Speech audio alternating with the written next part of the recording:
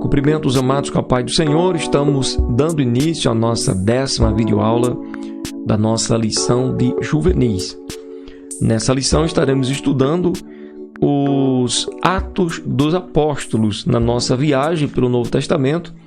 Estamos hoje aqui a falar sobre os Atos dos Apóstolos. Vamos conhecer a estrutura do livro, analisar os aspectos do crescimento da igreja primitiva e refletir sobre a relevância do livro para a igreja hoje.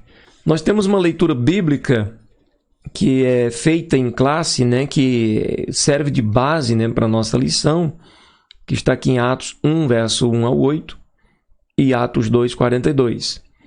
Fiz o primeiro tratado, ó Teófilo, acerca de tudo que Jesus começou não só a fazer, mas a ensinar, até o dia em que foi recebido em cima, depois de ter dado mandamento pelo Espírito Santo aos apóstolos que escolhera, aos quais também, depois de ter padecido, se apresentou vivo com muitas e infalíveis provas,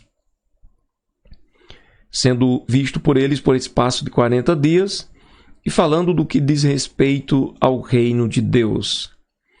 E estando com eles, determinou-lhes que não se ausentasse de Jerusalém, mas que esperasse a promessa do Pai, que disse ele, de mim ouvistes.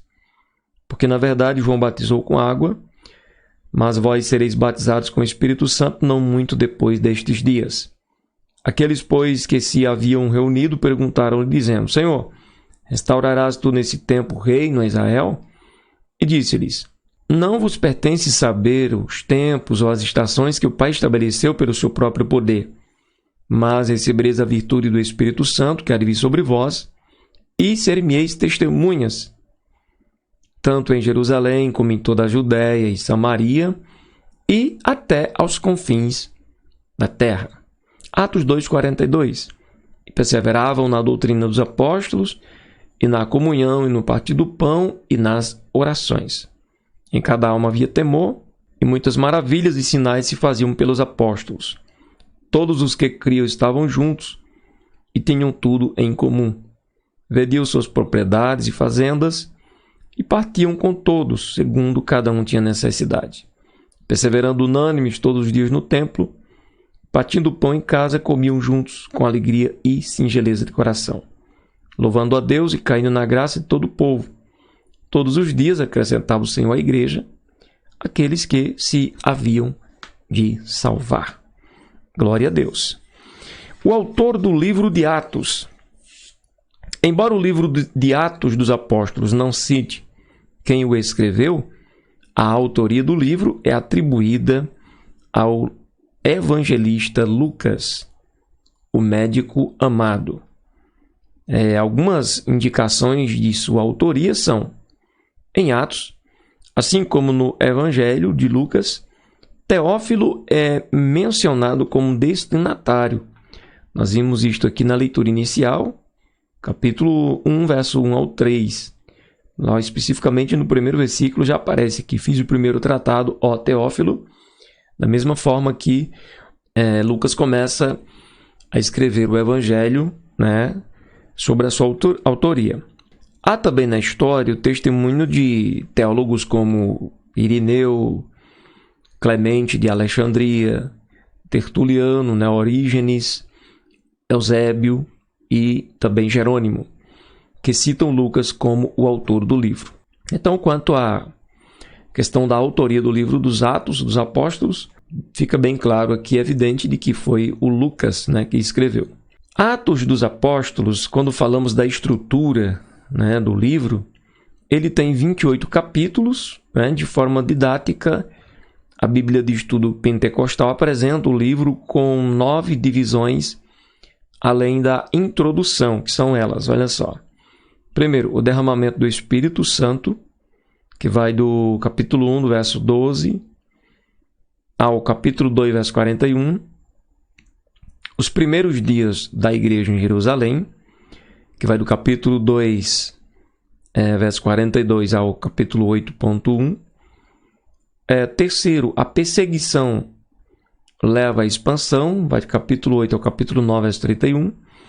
Quarto, o cristianismo propaga-se entre os gentios, vai do capítulo 9, nesse relato, verso 32, ao capítulo 12, verso 25. Quinto, primeira viagem missionária de Paulo, capítulo 13, do verso 1 ao capítulo 14, verso 28. Sexto, o Concílio de Jerusalém, capítulo 15, verso 1 ao 35.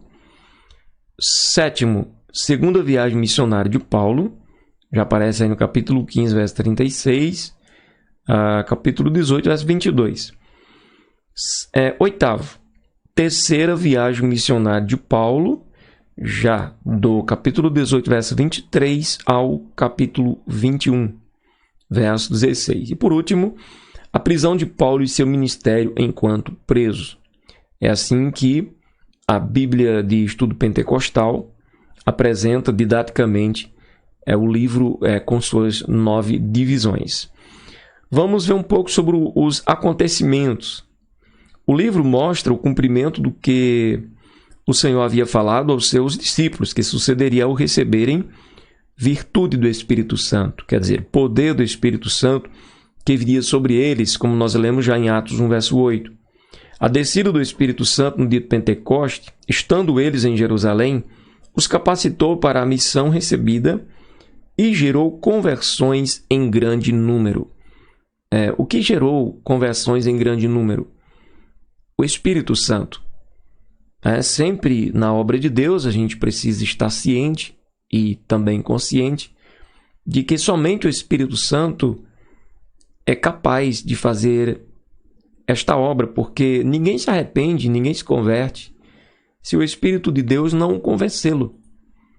Então, a gente que prega, que ensina a palavra de Deus, devemos estar plenamente consciente que, por mais que a gente busque uma preparação, crescer no conhecimento, estude, faça algum curso teológico, devemos sempre estar conscientes de que é o Espírito Santo quem trabalha e age diretamente na vida das pessoas. Claro que precisa de alguém que pregue, que ministre, né? Mas é ele que convence. Versículo, por exemplo, nós temos aqui, capítulo 2, verso 37 ao 47, a palavra falando sobre essa grande obra, né, do Espírito Santo que gerou conversões em grande número. Veja aqui o versículo, por exemplo, 41 está dizendo o seguinte, olha: de sorte que foram batizados os que de bom grado receberam a sua palavra, e naquele dia agregaram-se quase 3.000 almas. Olha que obra extraordinária que jamais pode ser feita pelo homem, né? Seguida de intensa perseguição.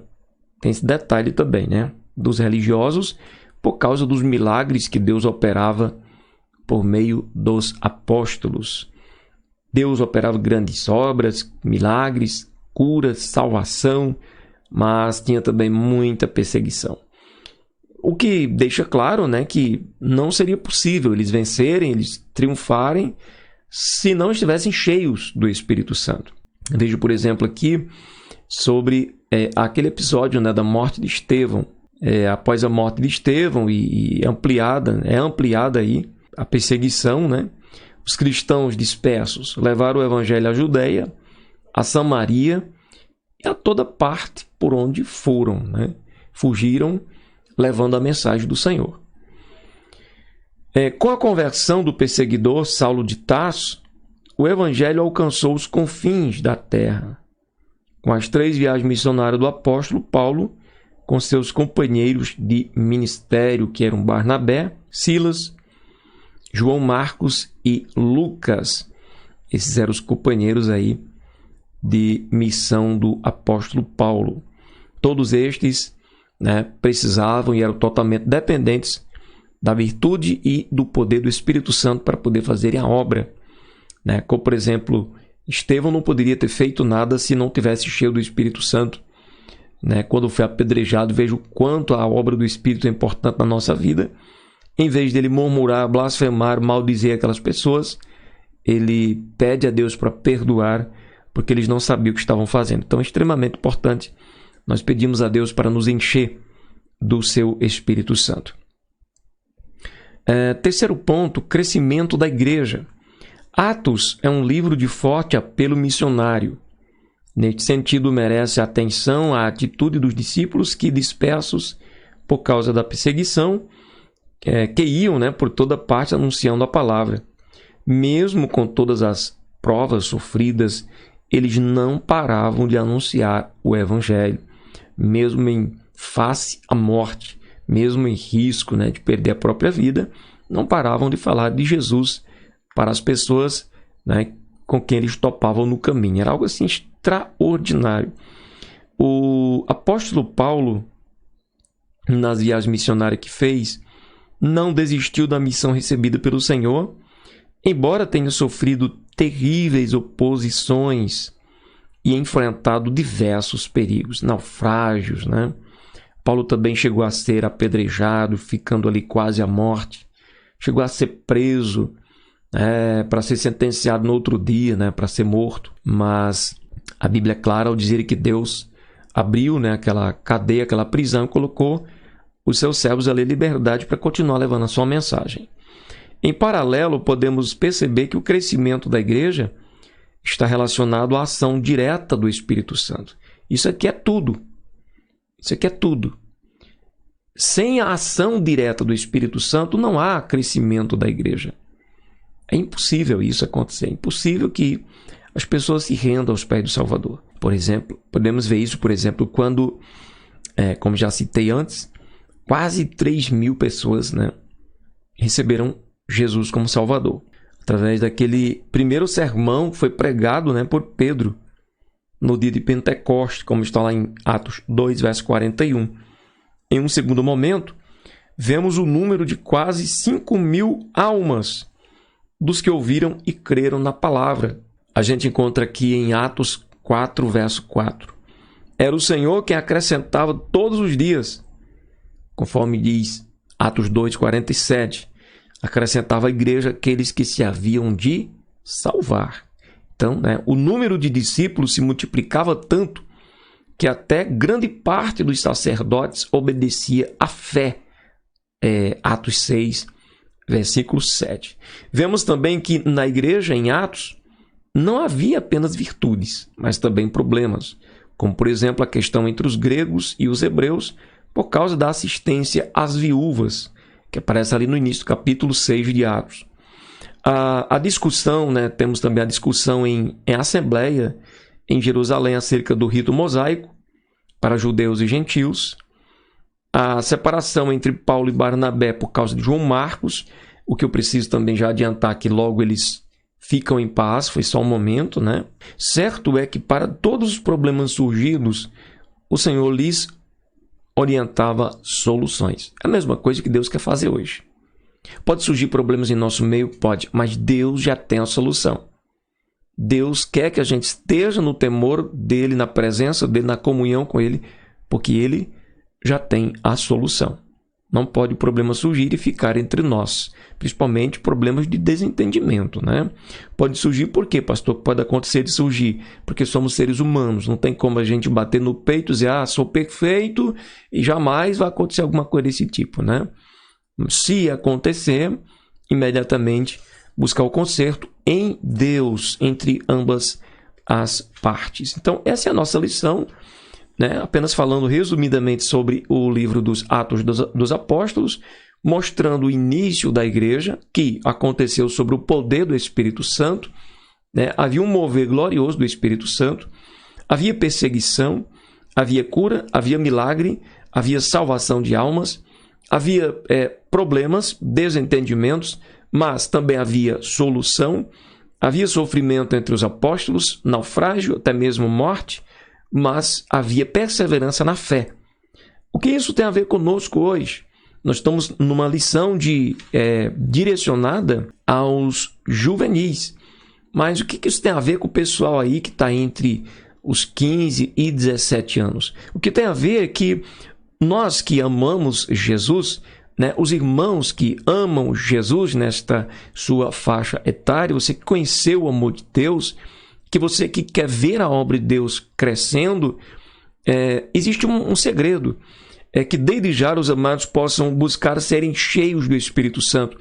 Peçam a Deus Deus é um Pai bom e Ele deseja. É o desejo do coração de Deus encher os seus filhos e filhas com o seu Espírito Santo. Disso a Bíblia dá clareza total, absoluta.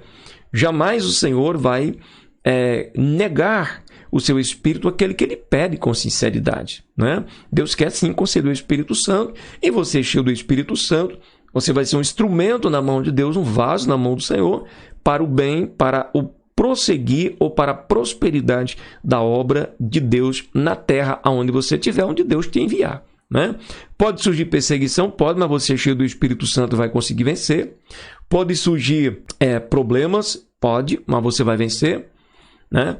Vidas vão ser curadas, vidas vão ser salvas, vidas vão se levantar, tudo isso através da sua vida cheia do Espírito Santo. Então, né, amado irmão, amada irmã, né, que o Senhor te use grandemente na terra e que seus joelhos se dobrem, né, com mais frequência, pedindo ao nosso Pai Celestial que, assim como aconteceu nos Atos dos Apóstolos, no livro escrito por Lucas, traz o título de Atos dos Apóstolos, possa acontecer nos nossos dias, para a glória e honra do nome do nosso Deus. Então concluímos dizendo que a perseverança dos crentes na doutrina dos apóstolos e na comunhão e no partir do pão e nas orações é uma forte marca da igreja em Atos. Os crentes eram tementes, fervorosos, davam bom testemunho e mostravam genuína comunhão, sobretudo no aspecto de suprir a necessidade uns dos outros, a fim de que ninguém tivesse falta de nada.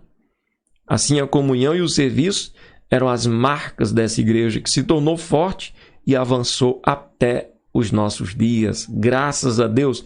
Sigamos, portanto, o exemplo de nossos irmãos, porque tanto será bom para nós nos tempos atuais, bom para as pessoas que estão em nossa volta, bom para os irmãos do futuro, que a igreja chegará até a eles pelo poder do Espírito Santo. Deus abençoe, fica firme, Jesus está às portas.